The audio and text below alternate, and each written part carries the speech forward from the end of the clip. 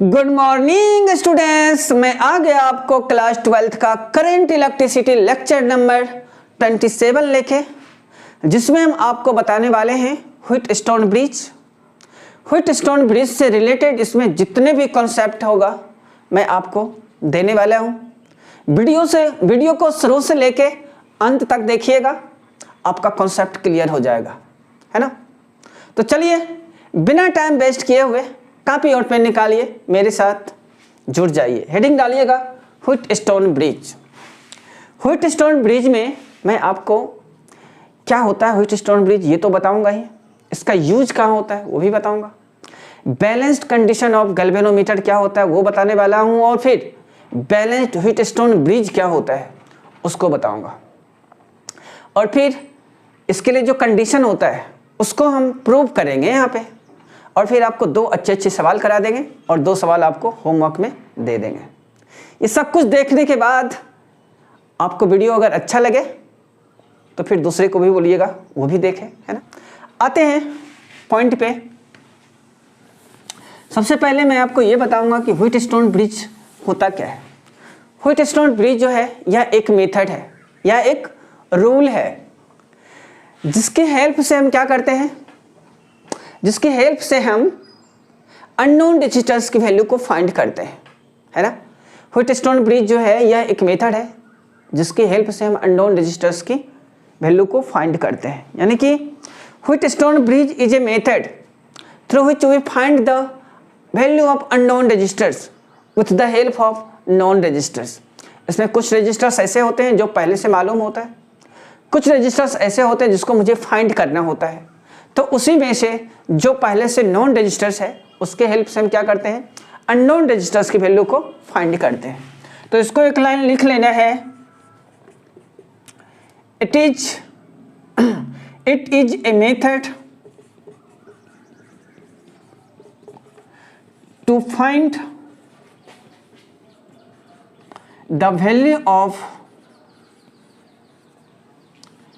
Unknown registers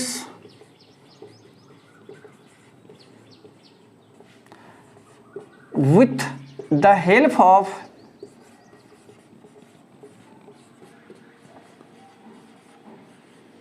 non registers। ठीक, यहां से ये चीजें आ गए। क्या मैं बोला, it is a method to find the value of unknown registers with the help of known registers. अब हम बताएंगे आपको ये किस प्रिंसिपल के बेस पे वर्क करता है ना। वर्किंग प्रिंसिपल लिखिएगा,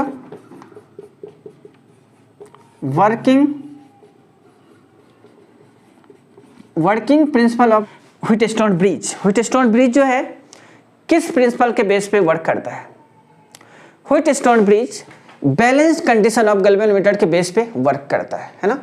बैलेंस कंडीशन ऑफ गैल्वेनोमीटर क्या होता है ये हम आपको आगे बताएंगे, अभी बस इसको नोट करिएगा। It works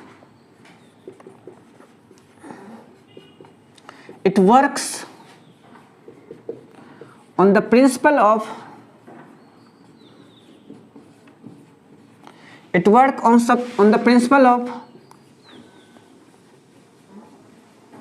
balanced condition of galvanometer। It works on the principle of balanced condition of galvanometer। Balanced condition of galvanometer के बेस पे ये वर्क करता है। चूंकि galvanometer बैलेंस्ड है इसलिए galvanometer में कोई डिफ्लेक्शन नहीं होगा। That is no deflection in galvanometer, है ना। इसका मतलब है कि डिफ्लेक्शन गैल्वेनोमीटर में नहीं होगा, समझ गए। चूंकि गैल्वेनोमीटर बैलेंस है इसका मतलब है उसमें I बराबर 0 जाएगा, मतलब करंट 0 जाएगा गैल्वेनोमीटर में, है ना। चूंकि करंट जो है गैल्वेनोमीटर में 0 है इसलिए इसे हम जीरो मेथड भी कहते हैं। लिखेगा, इट इज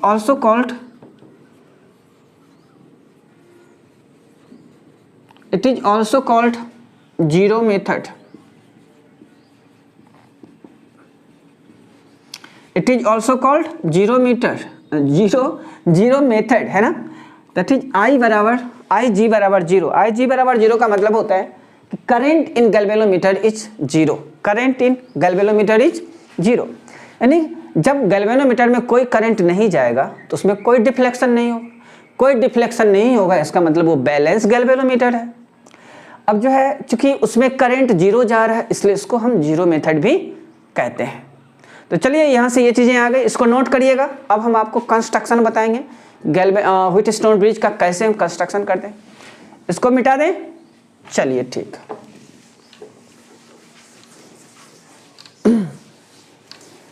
देखिए कंस्ट्रक्शन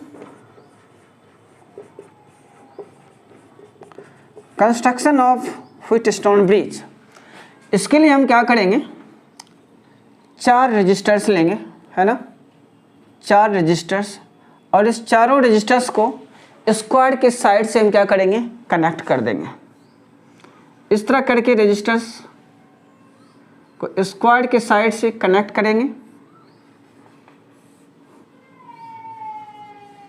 है ना।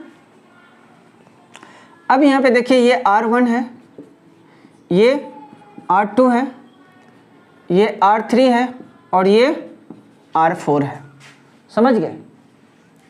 अब हम क्या करेंगे, यहाँ पे इसको नेमिंग कर देंगे A, B, C, D, है ना। और एक गैल्वेनोमीटर लेंगे जिसके पास रेसिस्टेंस R5 होगा, जिसको हम कनेक्ट कर देंगे बिटवीन B एंड D। और फिर एक बैटरी लेंगे जिसके पास पोटेंशियल V होगा और इसे भी कनेक्ट कर देंगे बिटवीन A एंड C, समझ गए। अब यहाँ से ये व्हीटस्टोन ब्रिज बनके तैयार है। इसी को तो व्हीटस्टोन ब्रिज कहते हैं। किसको, 4 रजिस्टर्स को लिया। Consider there are 4 registers connected in the arm of a squad A, B, C, D and a galvanometer having resistance R5 is also connected between B and D and a battery having potential V connected between A and C and it is called Wheatstone bridge. इसी को क्या कहा जाता है, Wheatstone bridge कहते हैं। तो Wheatstone bridge बनके तैयार है आपका। पर हाँ, सवाल यहाँ से नहीं आएगा आपको, ऐसे करके सवाल नहीं आता है। सवाल आता है बैलेंस्ड, इसका जो एक स्पेशल केस होता है, व्हीटस्टोन ब्रिज का एक स्पेशल केस होता है, सवाल वहाँ से आता है। तो क्या होता है वो स्पेशल केस, पहले हम इसको 4 लाइन लिख लेते हैं, फिर हम बताएंगे स्पेशल केस क्या होता है। लिखेगा सबसे पहले, it consist of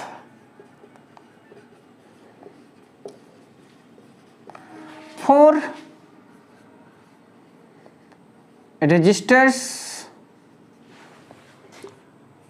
R1, R2, R3 and R4 are connected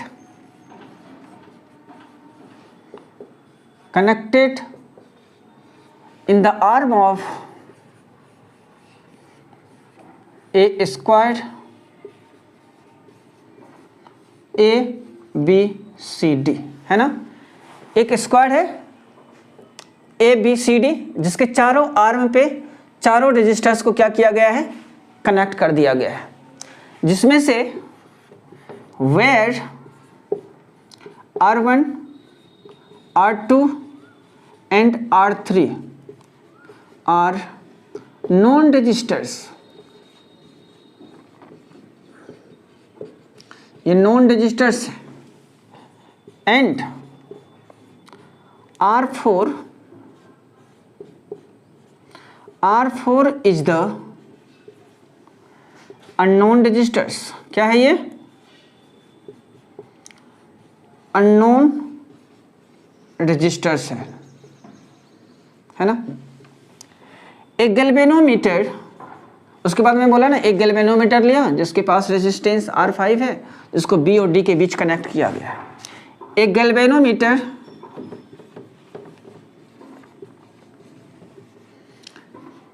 having resistance R5 is connected between B and D, and a battery having potential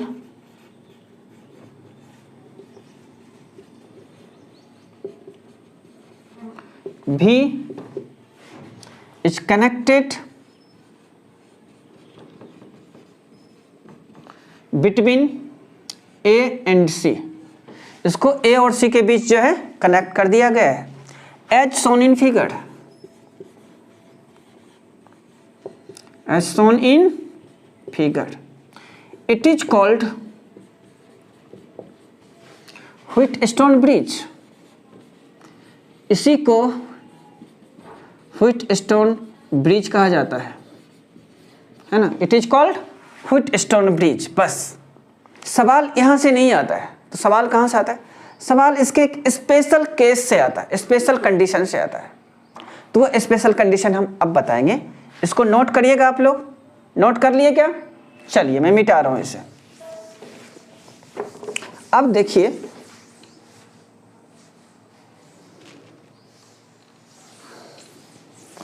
इसमें हम क्या करेंगे, अब यहाँ से जैसे स्विच ऑन करेंगे कि आई करंट निकलेगा और ये आई करंट यहाँ पे आएगा, फिर ये I1 एंड I2 में डिवाइड हो जाएगा।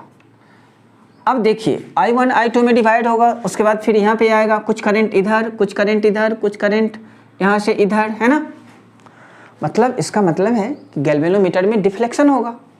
मान लिया कि करंट में, ये गैल्वेनोमीटर में IG करंट आया, कितना आया? IG करंट आया। इसका मतलब क्या होगा? इसमें डिफ्लेक्शन होगा। लेकिन हम क्या करेंगे, इन चारों पांचों रेजिस्टर्स को इस तरह एडजस्ट करेंगे कि गैल्वेनोमीटर में करंट कितना हो जाए? 0 हो जाए। गैल्वेनोमीटर में करंट 0 हो जाए। हम इन चारों रेजिस्टर पांचों को ऐसे एडजस्ट करेंगे कि गैल्वेनोमीटर में 0 करंट जाए, है नी, IG बराबर 0 हो जाए। तब जो होगा उसी को हम बैलेंस्ड व्हीटस्टोन ब्रिज कहेंगे। When there is no current in galvanometer, then it is called balanced Wheatstone bridge.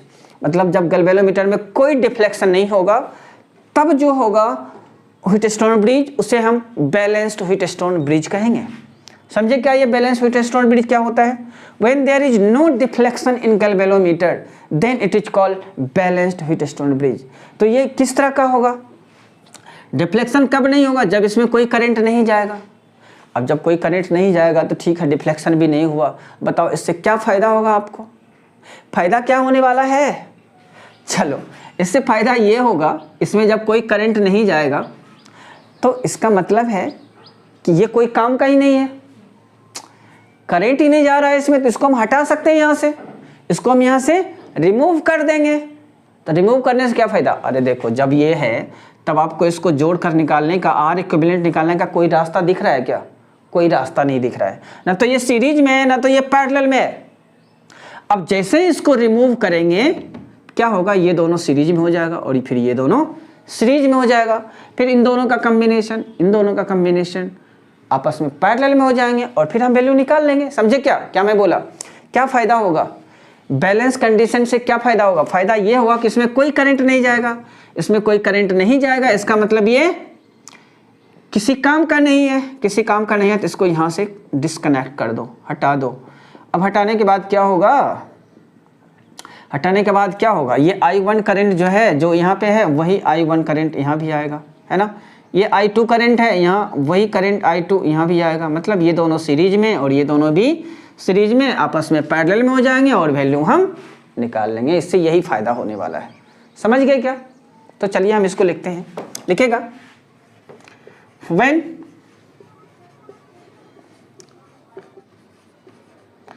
current is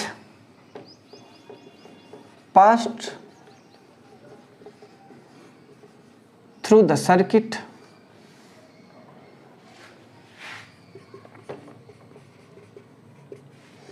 then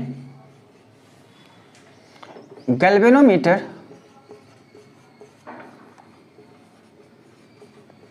get deflect Now we adjust all registers in such a way that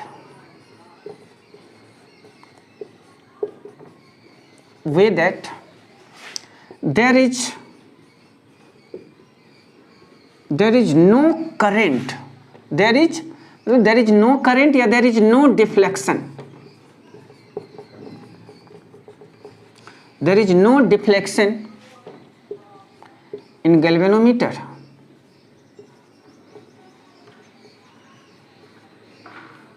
There is no deflection in galvanometer. हम इसको इस तरह adjust करेंगे इसमें कोई deflection ना हो. Then it is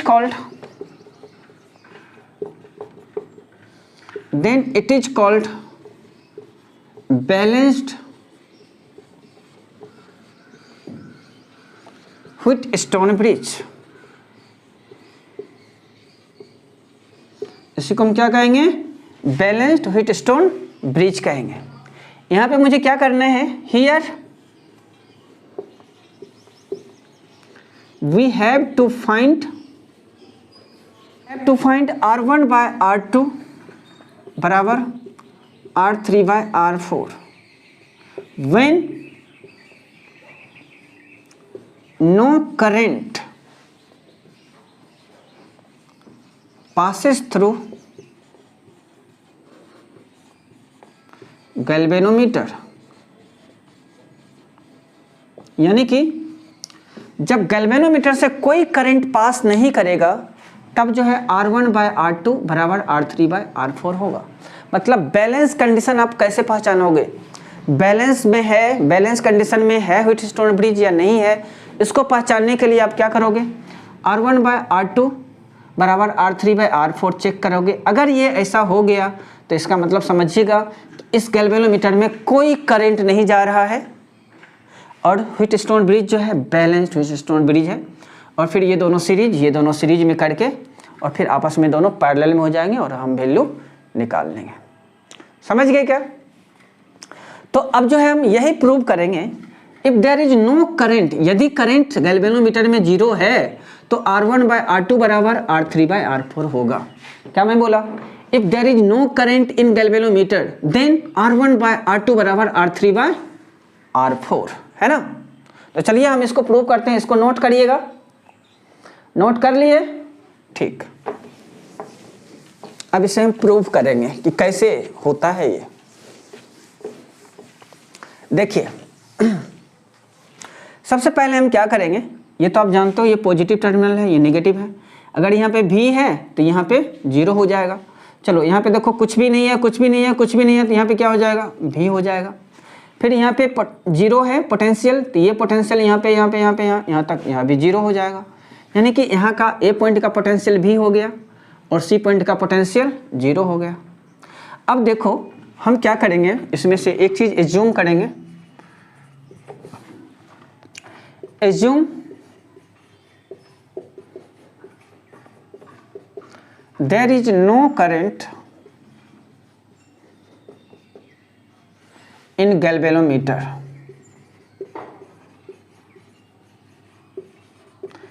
galvanometer में हम एज्यूम कर लिए कि करंट नहीं है ना? इसको अगर मैं यहाँ से कनेक्ट कर दूं, यानी कि गैल्वेनोमीटर में IG बराबर 0 है. अब गैल्वेनोमीटर में IG बराबर 0 है, करंट 0 है, इसका मतलब क्या होगा? इसका मतलब ये है कि यहाँ का पोटेंशियल बराबर यहाँ का पोटेंशियल होगा. अरे भाई करंट तभी ना फ्लो नहीं करेगा इसमें जब यहाँ का पोटेंशियल बराबर हो जाएगा. पोटेंशियल डिफरेंस के कारण ही करंट फ्लो होता है ना. तो IG बराबर 0 है, मतलब इसमें करंट 0 आ रहा है. इसका मतलब है ये potential at B will be same potential at D. ये लिखना है. It means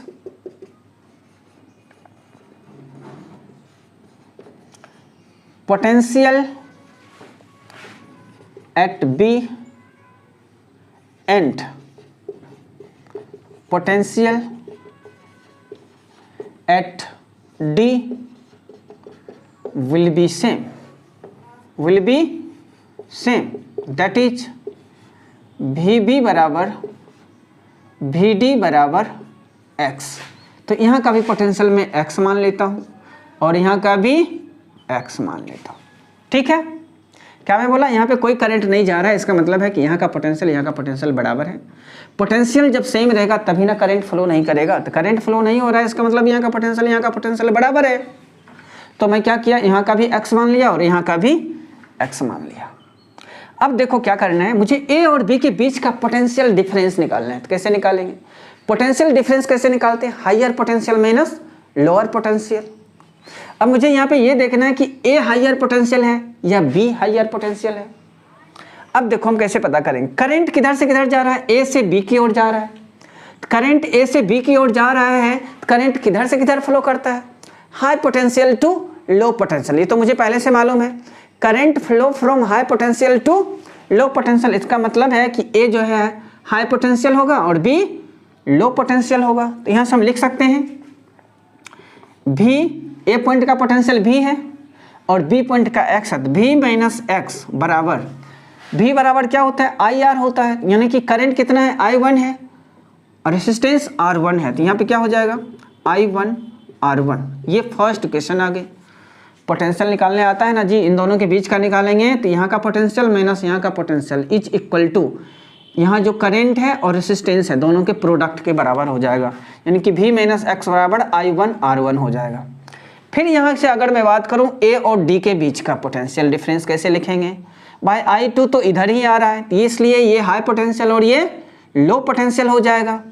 potential at A बराबर V है, पोटेंशियल एट D कितना है, x है, तो माइनस एक्स किया।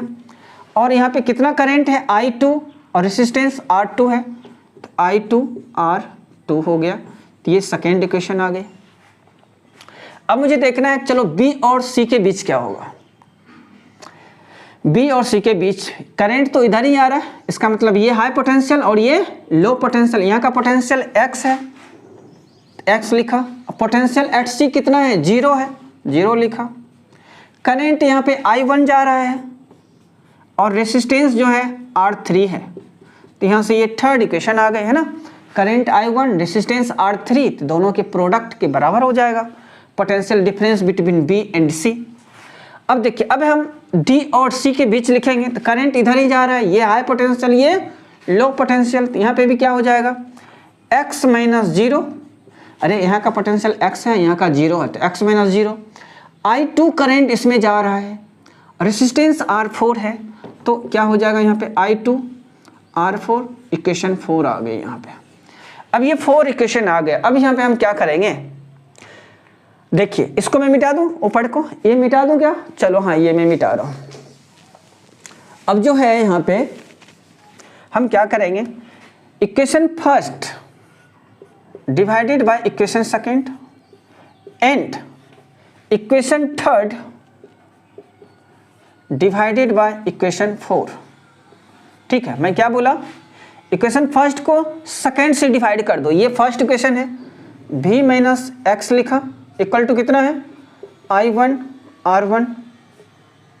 अब देखो ये है कितना, V माइनस एक्स, और यहाँ पे I2 R2 है, I2 R2, तो ये कैंसिल हो गया। देखो ये ऊपर चला जाएगा, I1 नीचे आ जाएगा, तो यहाँ से क्या आ गया, I2 अपॉन I1। अरे ये I2 ऊपर चला जाएगा ना क्रॉस मल्टीप्लिकेशन में, I1 नीचे आ जाएगा, तो क्या बचेगा यहाँ पे, R1 अपॉन R2। तो यहाँ से ये, इसको हम इक्वेशन A मान लेते हैं, इसे हम इक्वेशन A मान लेते हैं। अब हम क्या करेंगे, इक्वेशन थर्ड को 4 से डिवाइड कर देंगे, इक्वेशन थर्ड को 4 से डिवाइड कर देंगे। इसको मैं यहाँ मान लेता हूँ, मैं अब यहाँ पे लिखता हूँ। इक्वेशन थर्ड को 4 से डिवाइड करेंगे तो क्या है, third x minus 0 equal to ये कितना है, I1 R3 लिखा। फिर देखो इक्वेशन 4 कितना है, x माइनस 0 और यहाँ पे I2 R4 है, तो ये कैंसिल हो गया। फिर ये I2 ऊपर जाएगा, I1 नीचे आ जाएगा, I2 upon I1 is equal to R3 upon R4।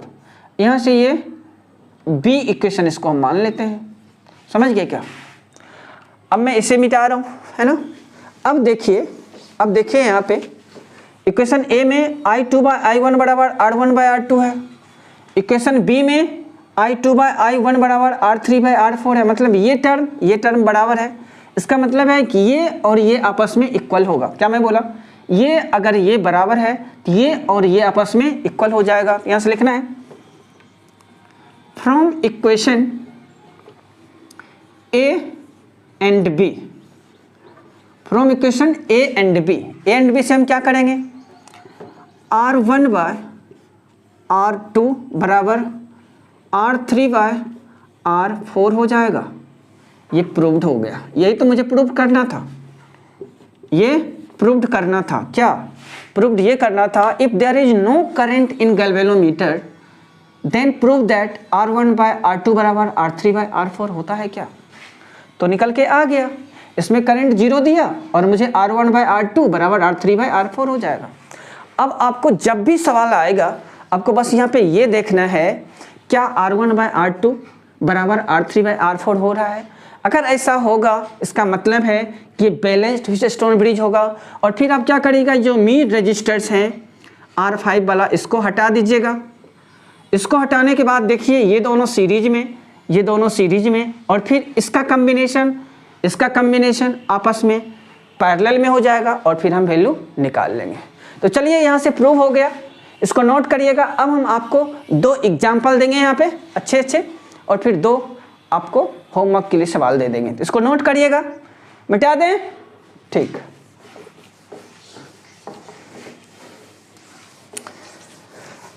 पहला सवाल लीजिए, सॉल्व करिएगा आप सभी लोग, बिल्कुल आसान है क्वेश्चन।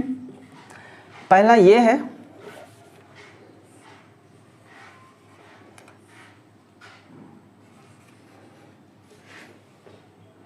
अरे यार टेढ़ा हो रहा है।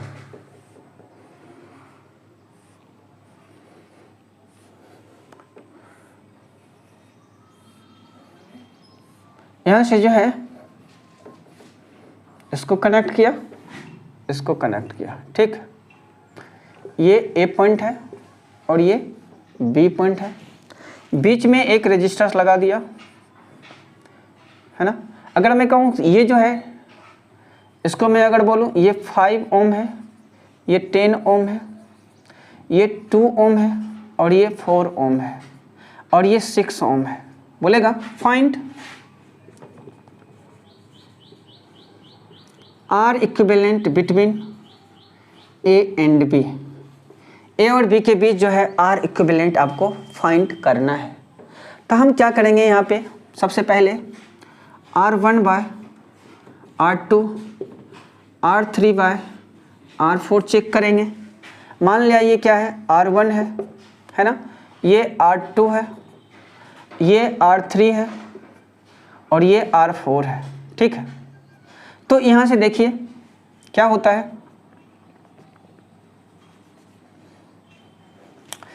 यहाँ से 5/10 इज इक्वल टू 2/4, है ना। 2/4 बराबर क्या आता है 1/2 आता है। मतलब दोनों बराबर है ना। इसका मतलब it is balanced Wheatstone bridge. It means, यहाँ पे लिखूं मैं, it means it is balanced Wheatstone bridge, है ना। ये बैलेंस्ड व्हीटस्टोन ब्रिज है। हम क्या करेंगे, इस बीच वाले को अब हटा देंगे, इसकी कोई ज़रूरत नहीं है क्योंकि इसमें कोई करंट नहीं आने वाला है। अब कोई करंट नहीं आया तो इसका कोई काम नहीं है, इसको हटा दिया। अब देखो ये दोनों सीरीज में और ये दोनों सीरीज में, तो यहाँ से देखना है इसको जो है। अब अगर मैं ऐसे लिखूं,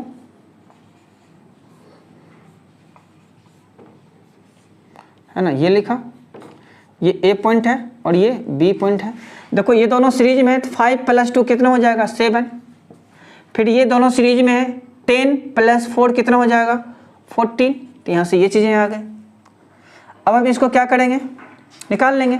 आपको मैं बताया था ना, यदि 2 रेजिस्टेंस है ना पैरेलल में लगा हो तो उसके लिए जो होता है R1 R2 और नीचे में R1 + R2 होता है फार्मूला, है ना। दो रेजिस्टेंस अगर पैरेलल में लगा हो तो उसके लिए R इक्विवेलेंट बराबर R1 into R2 upon R1 plus R2 होता है। तो यहाँ से क्या हो जाएगा 7 इंटू 14 और नीचे में 7 प्लस 14 कितना 21 हो जाएगा। 7 3 जा 21 और यहाँ से 14 अपॉन 3 ओम आ जाएगा। समझ गए? यहाँ से ये सवाल था। मैं क्या बोला, R1/R2 बराबर R3/R4 चेक करना है। अगर ये कंडीशन फुलफिल हो गया तो यहाँ पे हो रहा है, इसलिए मैं बीच वाला जो रजिस्टर्स है उसको मैं हटा दिया। ये दोनों सीरीज में आया, फिर ये दोनों सीरीज में आया, यहाँ पे लिखा और फिर R इक्विवेलेंट बराबर यहाँ से निकल के आ गया। ठीक है, चलिए इसको नोट करिएगा। मैं दूसरा सवाल दे रहा हूँ। चलिए, ये तो बहुत आसान था। अगला सवाल जो है वो भी आसान ही है। जैसे देखिए,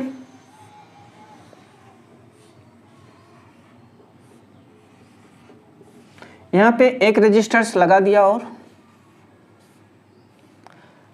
और एक रजिस्टर्स यहाँ पे लगा दिया। ये पॉइंट A है, ये पॉइंट B है। यहाँ का रेसिस्टेंस R दिया, यहाँ का भी R दिया, यहाँ का भी R दिया, यहाँ भी R दिया, यहाँ भी R दिया। इसको R5 में दे देता हूँ। चलो ठीक है, कोई बात नहीं, मैं यहाँ पे लिख रहा हूँ, या R ही रखिए ना, कोई बात नहीं। हाँ, अब देखिए हम क्या करेंगे। यहाँ भी वही है, फाइंड R इक्विवेलेंट बिटवीन A एंड B। A और B के बीच जो है R इक्विवेलेंट फाइंड करिए। पॉज करिए, बनाइए इसको। इसमें पोटेंशियल मेथड लगने वाला है ना। अच्छा देखिए, A पॉइंट का मैं पोटेंशियल V मान लूँ। अब यहाँ से A से चलेंगे यहाँ तक तो V आएगा, लेकिन बीच में रेजिस्टेंस आ गया। अब ये पोटेंशियल V आगे तो बढ़ेगा नहीं, है ना। इसके लिए क्या होगा, यहाँ पे कोई दूसरा पॉइंट मैं मान लेता हूँ X। यहाँ का पोटेंशियल X मान लिया। अब फिर मैं यहाँ का पोटेंशियल 0 मान लेता हूँ। अब ये 0 0 0 यहाँ तक तो 0 आएगा, पर आगे 0 नहीं बढ़ेगा। अब यहाँ पोटेंशियल कुछ और होगा जिसको मैं Y मान लेता हूँ, है ना। तो यहाँ का X और यहाँ का Y, ये पोटेंशियल मान लिया। अब हम क्या करेंगे, यहाँ पे एक पॉइंट A लेंगे, दूसरा पॉइंट यहाँ लेते हैं। एक पॉइंट यहाँ पे A लिया और यहाँ पे दूसरा पॉइंट B लिया, यहाँ पे X लिया और यहाँ पे Y लिया। ठीक है। अच्छा, अब देखिए A और X के बीच कितना रेसिस्टेंस है, R है ना। A और X के बीच, A और X A है, यहाँ पे R लिखा। चलो फिर देखो A और Y के बीच कितना है, R रेसिस्टेंस है। A Y कहाँ है, यहाँ पे है, तो मैं यहाँ पे लिखा, R लिखा। फिर देखना है मुझे ये X और इसको मैं टिक मार देता हूँ, मतलब ये ले लिया, है ना, ये भी हो गया। अब ये X और B के बीच कितना रेसिस्टेंस है, R है। कहाँ है X, ये है, और B ये है, तो यहाँ पे भी R हो गया, यानी ये भी हो गया। अब चलते हैं B और Y के बीच। B और Y के बीच भी R रेसिस्टेंस है, यहाँ से ये हो जाएगा, तो ये भी R दे दिया। अब एक बच गया Y और X। देखो Y और X के बीच भी कितना रेसिस्टेंस है, R है, तो मैं यहाँ पे लगा देता हूँ, ये R हो गया। समझ गए क्या। अब यहाँ पे जो है अपना A और B के बीच जो है R इक्विवेलेंट। अब फाइंड करिए। एक इमेजिनरी बैटरी लगा सकते हैं आप यहाँ पे, वैसे कोई ज़रूरत नहीं है उसके। ठीक है। अब यहाँ पे देखिए, क्या ये R1/R2 बराबर R3/R4 कंडीशन फुलफिल हो रहा है क्या? हाँ, हो रहा है। R/R बराबर R/R ये है, इसलिए इस मीड रजिस्टर्स में कोई करंट जाने वाला नहीं है। अब यहाँ पे मीड रजिस्टर्स में कोई करंट नहीं जाएगा तो इसको हम रिमूव कर सकते हैं, और फिर ये दोनों सीरीज में हो जाएगा और ये दोनों सीरीज में हो जाएगा, और मेरा काम यहाँ से बन जाएगा, है ना। R1/R2 बराबर R3/R4 है। It means no current in mid register, है ना। सो इट कैन रिमूव,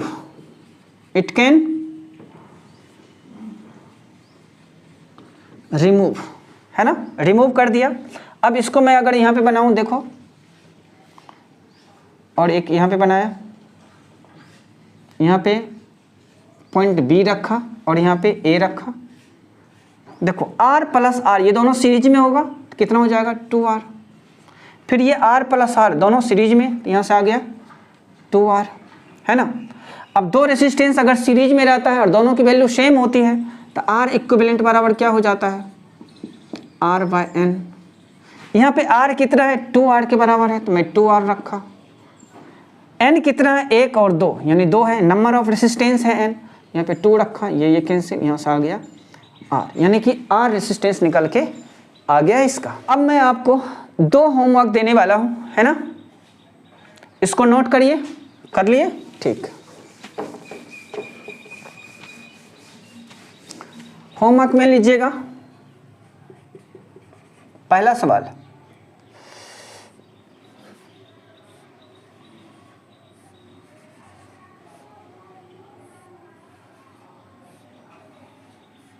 ये है A और ये है B, यहाँ पे एक रजिस्टर्स लगा दिया, ये है 4 ओम, ये है 8 ओम, ये है 5 ओम और ये है 10 ओम, ठीक है, और ये है 9 ओम।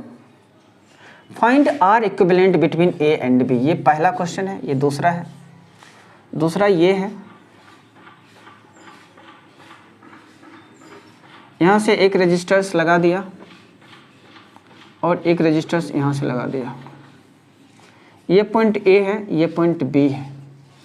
यहाँ पे मैं ले लेता हूँ, चलो ठीक है, 3 ओम, यहाँ पे 6 ओम, फिर यहाँ पे 7 ओम और यहाँ पे 4 ओम, यहाँ पे 8 ओम, ठीक है। अब यहाँ पे है दोनों इक्वेशन में फाइंड R इक्विवेलेंट बिटवीन A एंड B, A और B के बीच जो है R इक्विवेलेंट फाइंड करिए। तो चलिए आज का क्लास में यहीं पे समाप्त करता हूँ। आगे का जो क्लास होगा उसमें मैं आपको लेके आऊँगा किरचॉफ्स लॉ, है ना। तो चलिए तब तक के लिए आप लोग खुश रहिए, मस्त रहिए और रिवीजन करते रहिए।